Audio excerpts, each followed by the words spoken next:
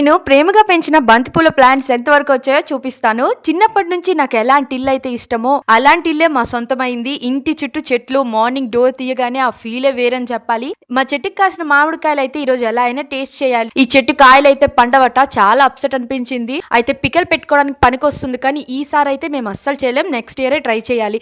First పప్పు మామిడికాయ అయితే వండేస్తున్నా. కుకింగ్ కంప్లీట్ అయిపోయాక మా పాతింటికి వెళ్లి బంతిపూల ప్లాంట్స్ అయితే తెచ్చేసుకున్నా. ఈ ప్లాంట్స్ చాలా సెన్సిటివ్, కొంచెం మెరిగినా సరే 3 months కష్టం అంతా పోతుంది. అందుకని చాలా జాగ్రత్తగా అయితే తెచ్చుకున్నాను.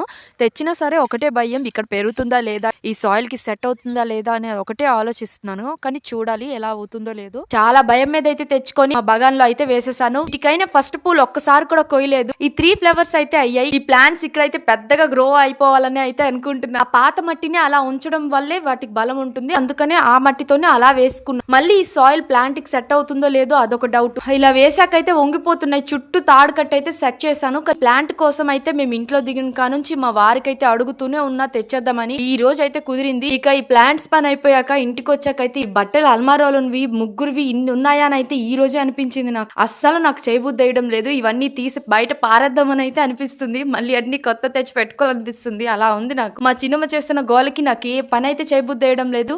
ఎలా అయినా సరే రేపటికల్లా కంప్లీట్ చేయాలి. ఇలా ఎంతమంది నాలా నేచురల్ లవర్స్ ఉన్నారో కామెంట్ లో తప్పకుండా చెప్పేయండి. వీడియో నచ్చితే లైక్ చేయండి, ఛానల్ ని సబ్స్క్రైబ్ చేసుకోండి.